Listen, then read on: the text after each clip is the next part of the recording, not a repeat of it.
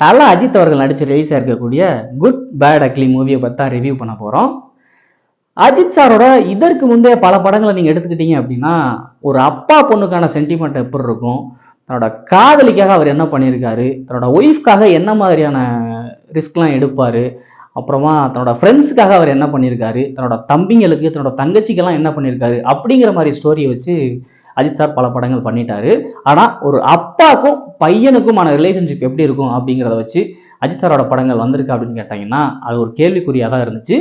இந்த படம் அந்த கேப்பை ஃபில் பண்ணும் அப்படிங்கிற ஒரு எதிர்பார்ப்போட தான் நானும் படம் பார்க்க தேட்டருக்கு போனேன். இந்த படம் எப்படி இருந்துச்சு அப்படிங்கிற ஃபுல் ரிவ்யூவை பார்க்கறதுக்கு முன்னாடி இது மாதிரியான சினிமா ரிலேட்டடான அப்டேட்ஸ்லாம் நீங்கள் தெரிஞ்சுக்கணும் அப்படின்னு ஆசைப்பட்டீங்கன்னா நம்ம சேனலை மறக்காமல் சப்ஸ்கிரைப் பண்ணிக்கோங்க, லைக் பண்ணுங்க, கமெண்ட் பண்ணுங்க, கூடவே பெல் ஐக்கானை ப்ரெஸ் பண்ணுங்க. அப்போ தான் அடுத்தடுத்து போகிற வீடியோஸ் உங்களுக்கு நோட்டிஃபிகேஷனாக வரும். சரி, வாங்க வீடியோக்குள்ளே போகலாம். இந்த படத்தோட ஒன்லைன் ஸ்டோரி என்ன அப்படின்னு கேட்டிங்கன்னா, அஜித் சார் வந்துட்டு ஒரு மிகப்பெரிய கேங்ஸ்டராக இருக்கார். இந்த டைமில் அஜித் சாரும் த்ரிஷா மேமும் லவ் பண்ணி மேரேஜ் பண்ணுறாங்க.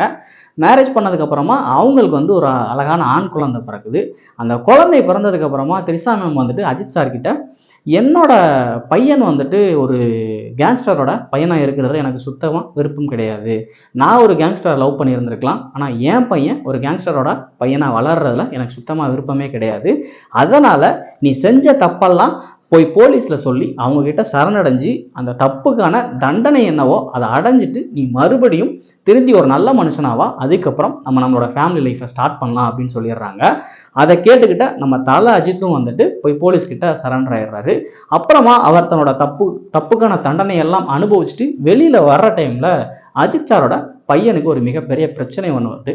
அந்த பிரச்சனைக்கு அஜித் சார் என்ன மாதிரியான ஸ்டாண்ட் எடுக்கிறாரு அப்படிங்கிறதான் இந்த படத்தோட மீதி கதையாக இருக்குது. அடுத்ததாக இந்த படத்தோட டைரக்ஷனை பற்றி சொல்லலாம் அப்படின்னா, ஆதிக் ரவிச்சந்திரன் இவர் இதுக்கு முந்தைய எடுத்த பஹீரா, மார்க் ஆண்டனி இந்த மாதிரியான படங்கள்லாம் வந்து டைரக்ட் பண்ணியிருக்காரு.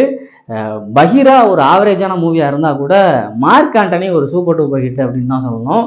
அதுலேயும் குறிப்பாக அந்த படத்தில் வில்லனாக நடிச்சிருக்கக்கூடிய எஸ்ஜே சூர்யா சாரை பற்றி சொல்லவே தேவையில்லை. இப்போ இருக்கிற ஜென்ரேஷனுக்கு ஒரு ஸ்பார்க்கான வில்லன் யார் அப்படின்னு கேட்டிங்க அப்படின்னா அதில் எஸ்ஜே சூர்யா சார் அப்படிங்கிறதுல எந்த ஒரு மாற்று கருத்துமே கிடையாது. மார்க் ஆண்டனி படத்தில் கூட அந்த அளவுக்கு வேற லெவலில் பின்னி பெடல் எடுத்திருப்பார். அது மட்டும் இல்லாமல் அந்த படம் ஒரு டைம் ட்ராவலை வச்சு வந்ததுனால படம் பார்க்குற ஆடியன்ஸ்க்கெலாம் ஒரு புதுவிதமான எக்ஸ்பீரியன்ஸை கொடுத்துச்சு அப்படின்னு சொல்லலாம். அந்த மார்க் ஆண்டனி படத்தை கம்பேர் பண்ணல இந்த குட் பேட் அக்லி வந்து பார்த்தீங்கன்னா ஒரு சுமாரான படம் தான் அப்படிங்கிறத சொல்லியே ஆகணும். ஏங்கிற விஷயத்த நான் பின்னாடி 1 by 1 சொல்கிறேன். அடுத்ததாக இந்த படத்தோட மியூசிக்கை பற்றி சொல்லணும் அப்படின்னா, தலைவன் ஜிவி பிரகாஷ் அவரோட மியூசிக்கை குறை சொல்லவே முடியாது. அந்த அளவுக்கு தலைவன் வந்துட்டு வைப் பண்ணக்கூடிய ஆள். ஆனால் இந்த படத்தில் மியூசிக் ஒர்க் அவுட் ஆயிருக்கா அப்படின்னு கேட்டிங்கன்னா அது கொஞ்சம் டவுட்டு தான். அதுக்கு மெயினான காரணம் மியூசிக் கிடையாது, பாடல்களுக்கு எழுதப்பட்ட லிரிக்ஸ் தான் அப்படின்னு சொல்லலாம். ஏன்னா இப்போது இதுக்கு முன்னாடி வந்த விடாமுயற்சி படத்துலலாம் பார்த்தீங்கன்னா பத்திக்கிச்சு ஒரு ராட்சச தெரியுதுக்குல்ல, அந்த சாங்லாம் எத்தனை தடவை கேட்டாலும் சலிக்காது. இப்போ ரீசன்ட் டேஸில் நான் வந்துட்டு ஜிம் போயிட்டுருக்கேன், ஒரு டைமாவது ஜிம்மில் அந்த பாட்டு போடாமவே இருக்க மாட்டாங்க. ஏன்னா அந்த அளவுக்கு அந்த பாட்டு வைப் கொடுக்கக்கூடிய பாட்டு. அனிருத் வந்து மியூசிக்கில் பிரிச்சிருப்பார். அது மட்டும் இல்லாமல் அதில் வரக்கூடிய லைன்ஸ்லாம் இருக்குது பார்த்தீங்களா, அதெல்லாம் அவ்வளோ மோட்டிவேட் பண்ணும். இந்த படத்தில் அந்த மாதிரியான பாடல்கள் அமையலை அப்படிங்கிறது இந்த படத்துக்கு ஒரு டிராபேக் அப்படின்னு சொல்லலாம். ஆனால் ஒரே ஒரு சாங் ஒன்று வேற லெவலில் பிரிச்சிருக்காங்க. அது என்னங்கிறத நீங்கள் தியேட்டர்லேயே போயிட்டு என்ஜாய் பண்ணுங்கள். மற்றபடி பெருசாக இந்த படத்தில் உள்ள பாடல்கள் இருக்கக்கூடிய லிரிக்ஸ் கை கொடுக்கல அப்படின்னே சொல்லணும். மியூசிக்கை குறையே சொல்ல முடியாது. ஜிவி பிரகாஷ் எப்பவும் போல மிரட்டி தள்ளி இருக்காப்புல. அடுத்ததா இந்த படம் ஒரு மிகப்பெரிய கேங்ஸ்டர் மூவி அப்படிங்கிறது நம்ம எல்லாத்துக்குமே தெரியும். ஆனால் அந்த படத்தில் ஹீரோவாக இருக்கக்கூடிய நம்ம ஏகே எவ்வளோ பெரிய கேங்ஸ்டர் அப்படிங்கிறதுக்கு ஒரு 3 ஹாலிவுட் படங்களை வந்து இந்த படத்தோட ரெஃபரன்ஸாக வச்சுருக்காங்க. அப்படி என்ன 3 படங்களை வச்சுருக்காங்க அப்படின்னு கேட்டிங்கன்னா, உங்களுக்கு எல்லாருக்குமே மணி ஹெய்ஸ்ட் அப்படிங்கிற ஒரு வெப்சீரிஸ் தெரியும்னு நினைக்கிறேன்.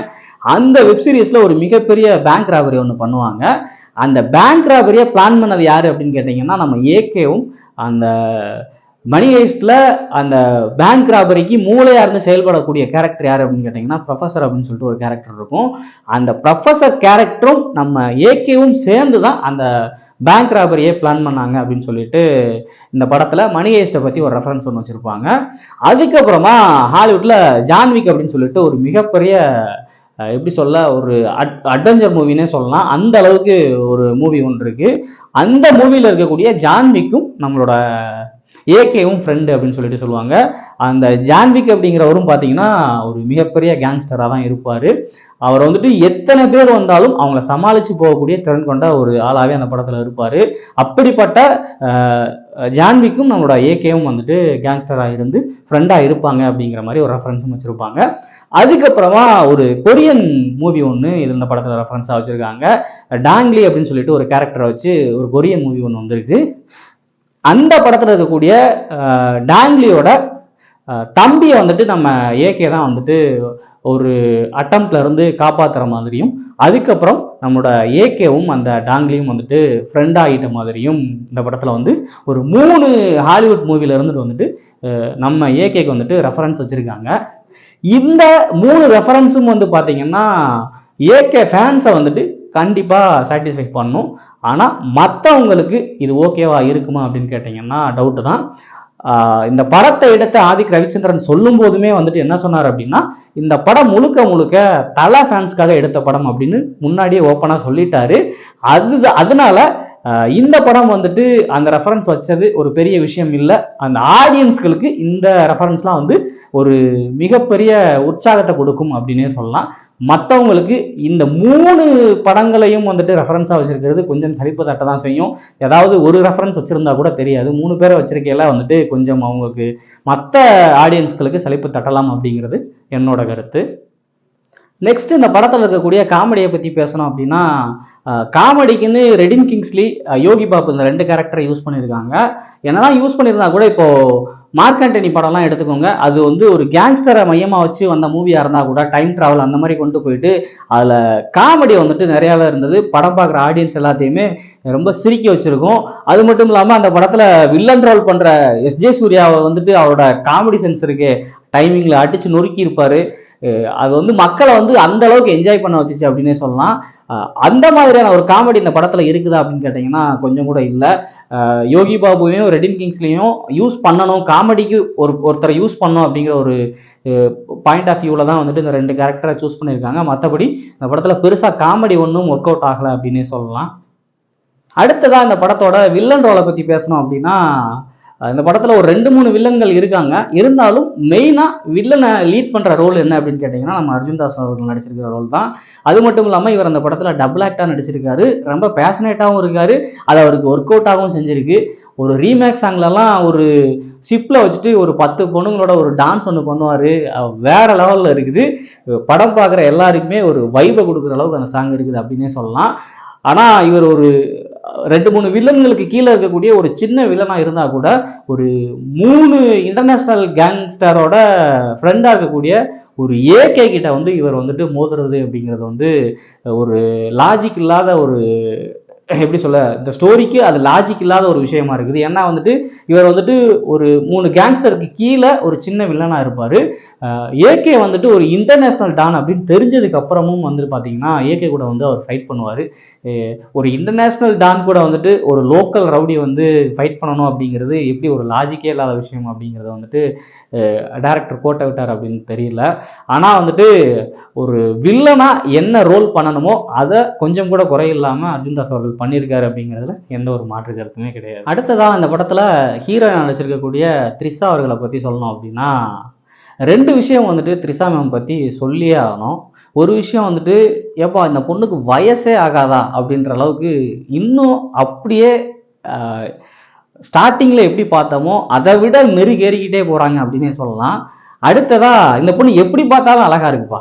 இந்த பொண்ணு இந்த கோணத்தில் பார்த்தா அழகா இல்லை அப்படின்னு சொல்லவே முடியாது போல, எப்படி பார்த்தாலும் அழகா இருக்காங்க. இந்த 2 விஷயம் வந்துட்டு த்ரிஷா மேம் கிட்ட நம்ம சொல்லியே ஆகணும் அப்படின்ற அளவுக்கு இருக்கிற விஷயமா இருக்குது. இந்த படத்தை பொறுத்த வரைக்கும் இவங்களோட ரோல் என்ன அப்படின்னு கேட்டிங்கன்னா, ஃபர்ஸ்ட் வந்துட்டு அஜித் சாரை வந்து எந்த அளவுக்கு மோஸ்ட்டாக லவ் பண்ண முடியுமோ அந்த அளவுக்கு லவ் பண்ணி மேரேஜ் பண்ணுறாங்க. அதுக்கப்புறமா அவங்களுக்கு ஃபேமிலி லைஃப்குள்ளே போனதுக்கப்புறம் ஒரு குழந்தை பிறந்ததுக்கு அப்புறமா இவர் ஒரு கேங்ஸ்டர் அப்படிங்கிறதுனாலயே அவங்கள அஜித் சாரை எந்த அளவுக்கு லவ் பண்ணாங்களோ அதை விட அதிகமாக வந்துட்டு வெறுக்கிறாங்க. 2 பேரும் பிரிஞ்சு தான் இருக்கிறாங்க. கடைசியாக த்ரிஷா மேம் பண்ண ஒரு சின்ன தப்புனால தான் வந்துட்டு அஜித் சாரோட பையனுக்கு ஒரு பெரிய பிரச்சனை வருது. அது தெரிஞ்சதுக்கு அப்புறமா அஜித் சாரும் த்ரிஷா மேமும் ஒன்று சேர்ந்தாங்களா இல்லையா அப்படிங்கிறத அந்த படத்தோட மிகப்பெரிய கிளைமேக்ஸாக இருக்குது. இந்த படத்தில் அஜித் சாரோட பையனா வந்துட்டு கார்த்திகேயா தேவ் வந்து நடிச்சிருக்காரு. இவர் சின்ன குழந்தையா பிறந்த உடனே வந்துட்டு த்ரிஷா மேம் வந்துட்டு அஜித் சார் கூட சண்டை போட்டு தன்னோட பையனை கூப்பிட்டுட்டு ஃபாரின் போயிடுறாங்க. போனதுக்கப்புறமா அஜித் சாரோட பையன்கிட்ட அஜித் சார் வந்துட்டு ஒரு பிஸ்னஸ் பண்ணுறாரு, அதனால அவர் வந்துட்டு உன்னை பார்க்க வரவே முடியாது அப்படின்னு சொல்லி வளர்க்குறாங்க.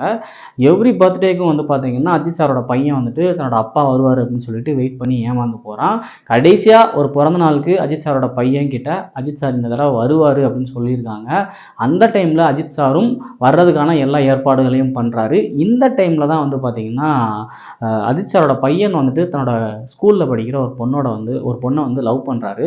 அப்படி 2 பேரும் லவ் பண்ணி அவுட்டிங் போகிற டைமில் ஒரு ஆப்போசிட் கேங் வந்துட்டு அஜித் சாரோட பையனோட அந்த கேர்ள் ஃப்ரெண்டை வந்து சுட்டு கொண்டுறாங்க. கொன்னுட்டு அஜித் சாரோட பையனை வந்து ஒரு ட்ரக்ஸ் கேஸ்லையும் வந்து மாட்டி விட்டுறாங்க. அந்த ட்ரக்ஸ் கேஸில் மாட்டினதுனால வந்துட்டு அஜித் சாரோட பையன் வந்துட்டு ஜெயிலுக்கு போகிற மாதிரி ஆயிடுது. இதுக்கப்புறம் இந்த விஷயம் தெரிஞ்சு ஃபாரினுக்கு வந்து அஜித் சார் வந்துட்டு தன்னோட பையனை எப்படி காப்பாற்றுறாரு அப்படிங்கிற விஷயம்லாம் வந்துட்டு ரொம்ப அற்புதமாகவே எடுத்திருக்காங்க. அடுத்ததான் அந்த படத்துல செகண்ட் ஹீரோயினா ஒருத்தரை கொண்டு வந்திருக்காங்க. ஆக்சுவலா த்ரிஷா மேம் ரசிக்கவா இவங்கள ரசிக்கவா அப்படின்னு சொல்லிட்டு ஒரு டபுள் மைண்டடாவே படம் ஃபுல்லா பாக்குற மாதிரி இருக்குது.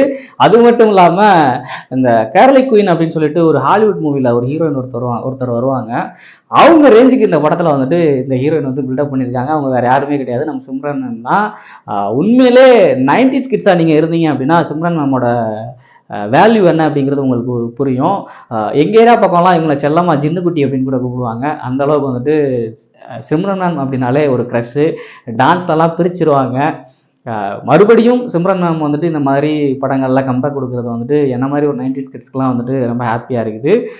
உண்மையிலே த்ரிஷா மேம் ரசிக்கவா சிம்ரன் மேம் ரசிக்கவா அப்படின்ற அளவுக்கு தான் அந்த படத்தில் நான் படம் ஃபுல்லாகவே பார்த்துட்டு இருந்தேன். நீங்களும் போனீங்கன்னா இந்த மாதிரியான டபுள் மைண்டோட படம் பார்க்குற ஆப்ஷன்ஸ் உங்களுக்கும் இருக்கும் அப்படிங்கிறது எனக்கு இப்போவே ஃபீல் ஆகுது. போய் படத்தை பார்த்துட்டு எப்படி இருக்குது அப்படிங்கிறத நீங்களும் ஃபீல் பண்ணி என்ஜாய் பண்ணுங்கள். அப்போ இந்த படத்தில் 2 ஹீரோயினா அப்படின்னு கேட்டிங்கன்னா அதுதான் இல்லை, 3ஆவதாகவும் ஒருத்தவங்க இருக்காங்க. ஸ்மால் சிம்ரன் அப்படின்னு சொல்கிற அளவுக்கு நம்ம சிம்ரன் மேமோட ஓல்டு சாங்கை ரீமேக் பண்ணி அந்த ஓல்டு சாங்க்கு என்ன காஸ்டியூம் போட்டிருந்தாங்களோ அதே காஸ்டியூமில் வந்து பின்னி பெடல் எடுத்திருக்காங்க. அவங்க வேறு யாரும் கிடையாது, நம்ம பிரியா வாரியர் அவர்கள் தான். அவங்களோட முதல் படத்தில் அந்த பிரியா வாரியருக்கு எந்த அளவுக்கு வரவேற்பு கிடைச்சதோ, அவங்க எந்த அளவுக்கு அந்த படத்தின் மூலமாக ட்ரெண்ட் ஆனாங்களோ அதே அளவுக்கு இந்த படத்துலையும் பிரியா வாரியர் அவர்களுக்கு வரவேற்பு கிடைச்சிருக்கு அப்படிங்கிறதுல எந்த ஒரு மாற்று கருத்துமே கிடையாது. நம்ம த்ரிஷா மேம்க்கும் சிம்ரன் மேம்க்கும் இந்த படத்தில் எந்த அளவுக்கு இம்பார்ட்டன்ட் ரோல் கொடுக்கப்பட்டிருக்கோ அதுக்கு ஈக்குவலாக பிரியா வாரியருக்கும் இந்த படத்தில் ஒரு ரோல் கொடுக்கப்பட்டிருக்கு அப்படின்னே சொல்லலாம். குறிப்பாக சொல்லணும் அப்படின்னா நம்ம அர்ஜுன் தாஸ் அவர்களுக்கு இந்த படத்தில் பிரியா வாரியர்கள் வந்துட்டு பேரா வந்துட்டு ஆக்ட் பண்ணியிருக்காங்க. அடுத்ததாக அந்த படத்தில் பிரபு சார் அவர்களும் நடிச்சிருக்காரு. ஆக்சுவலாக பிரபு சார் அஜித் சாரோட காம்பினேஷன் அப்படின்னு சொன்னாலே நம்ம எல்லாத்துக்கும் ஞாபகம் வர்றது பில்லா படம் தான். அந்த படத்தில் அஜித் சார் எந்த அளவுக்கு மாசா நடிச்சிருந்தாரோ அதுக்கு ஈக்குவலாக ஒரு இம்பார்ட்டன்ட் ரோல் ப்ளே பண்ணது யார் அப்படின்னு கேட்டிங்கன்னா நம்ம பிரபு சார் அப்படின்னே சொல்லலாம். அந்த படத்தில் மாசான ஒரு போலீஸ் அதிகாரியாக வந்திருப்பார். அதுக்கு அடுத்தபடியாக நம்ம பிரபு சாரும் நம்ம தல அஜித்குமார் அவர்களும் இணைந்து நடிக்கிற படம் இந்த படமாக தான் இருக்கும் அப்படின்னு நினைக்கிறேன். இந்த படத்தில் பில்லா அளவுக்கு பிரபு சாருக்கு இம்பார்ட்டன்ட் கொடுக்கப்பட்டிருக்கா அப்படின்னா இல்லைன்னு தான் சொல்லணும். ஒரு கேரக்டராக வர்றாரு அப்படின்னு இருந்தால் கூட பிரபு சாருக்கு அப்படிங்கிற மாஸ் சீன்ஸ் இந்த படத்தில் பில்லாவை கம்பேர் பண்ணுற அளவுக்கு இந்த படத்தில் எதுவுமே இல்லை அப்படின்னு தான் சொல்லணும்.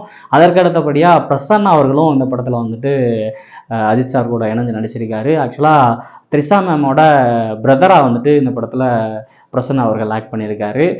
மெயினாக சொல்லணும் அப்படின்னா பிரசன்னாவோட ஹேர் ஸ்டைல் வந்துட்டு இந்த படத்தில் ரொம்பவே அருமையாக இருக்குது அப்படின்னே சொல்லலாம். ரொம்ப ஸ்டைலிஷாக வந்திருக்காரு அப்படின்னே சொல்லலாம். அடுத்ததான் அந்த படத்தில் கன்னட நடிகரான சுனிலும் நடிச்சிருக்காரு. இவர் தான் வந்துட்டு அஜித் சாரோட லாயராகவும் இந்த படத்தில் இருக்காரு. அது மட்டும் இல்லாமல் அஜித் சாருக்கான ஓப்பனிங்கையும் வந்துட்டு இவர் தான் பில்டப் பண்ணி கொடுக்குறாரு. கிட்டத்தட்ட அந்த பில்டப் கேட்கல அப்படி படம் பார்க்குற ஆடியன்ஸ்க்கு எல்லாமே புல்லரிக்கிற அளவுக்கு ஒரு பில்டப் பண்ண கொடுத்துருக்காரு. அதாவது அஜித்தோட ஃபேன்ஸ் வந்துட்டு எந்த அளவுக்கு அஜித் சார் மேலே வெறித்தனமாக இருப்பாங்க அப்படிங்கிற ஒரு விஷயத்த சொல்லி தான் அந்த படத்தில் அஜித் சாரோட இன்ட்ரோவே கொடுக்குறாங்க. அது படம் பார்க்குறப்போ உங்களாலேயே ஃபீல் பண்ண முடியும். இப்படி படத்தில் நடிச்சிருக்கக்கூடிய எல்லாருமே தங்களோட ரோலை வந்துட்டு பர்ஃபெக்டாக பண்ணியிருந்தாலும் இந்த படம் பார்க்குற அளவுக்கு ஒர்த்தான படமா அப்படின்னு கேட்டிங்கன்னா, நீங்கள் ஒரு அஜித் சாரோட ஃபேனாக இருந்தீங்க அப்படின்னா வந்துட்டு இந்த படம் வந்துட்டு உங்களுக்கு ஒரு டபுள் இல்லை, ட்ரிபிள் இல்லை, 4 இல்லை, 5 இல்லை, 10 மடங்கு ஒரு ட்ரீட்டாக கொடுக்கக்கூடிய படமாக இருக்கும் அப்படின்னு சொல்லலாம். ஆனால் அதர்வைஸ் ஒரு ஆடியன்ஸாக போய் நீங்கள் இந்த படம் பார்க்குறீங்க அப்படின்னா வந்துட்டு உங்களுக்கு வந்துட்டு ஏகே அப்படிங்கிற ஒரு கேரக்டருக்கு வந்து ஓவர் பில்டப் கொடுக்கக்கூடிய ஒரு படமாக இது இருக்கும் அப்படிங்கிறது என்னோட கருத்தாக இருக்குது. நீங்கள் போய் படத்தை பார்த்துட்டு இந்த படம் உங்களுக்கு எந்த மாதிரியான ஃபீலை கொடுக்குது அப்படிங்கிறத மறக்காமல் நம்ம வீடியோவில் வந்து கமெண்ட் பண்ணுங்கள். மீண்டும் அடுத்த வீடியோவில் வேறொரு படத்தின் விமர்சனத்தோடு உங்களை வந்து சந்திக்கிறேன். அதுவரை உங்களிடமிருந்து விடைபெறுவது நான் ராஜா.